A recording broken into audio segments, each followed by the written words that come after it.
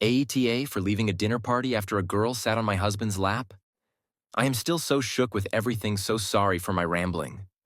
My husband, Jake, and I have been married for 3 years, and from the beginning, he was very close with his best friend's sister, Cindy, 18th. Well, my husband would often talk about her and tell how he had seen her grow up throughout the years. Cindy is always very bubbly and seems very fond of Jake as well. I remember when we were dating, she would ask to come along on our dates a lot. I never really said anything as I liked spending time with her as well. She was like a little sister to me. When we announced our engagement, she asked my husband to better not forget her after being a married man and to still hang out with her.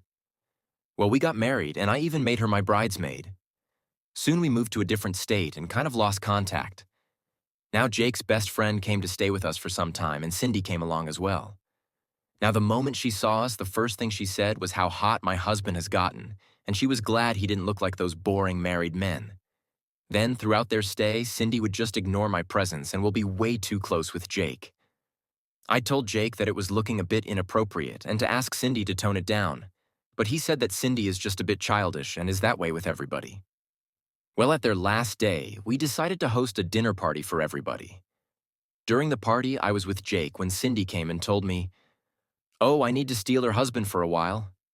And before I could say something, she grabbed Jake's hand and took him for playing games. I ignored it since it was their last day, but then throughout the dinner she was getting way too close with Jake and would just drag him away whenever I would be around while giggling at me.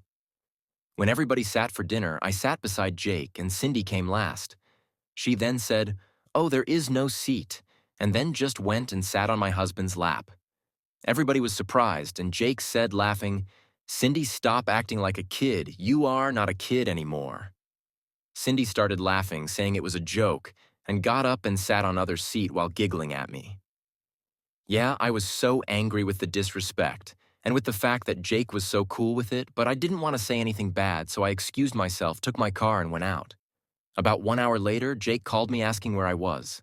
I told him I'm going to my friend's house and I will come after Cindy has left. I know what I did was terrible, but I was so angry at that time that if I'd stayed there any longer, I would have probably started fighting or crying.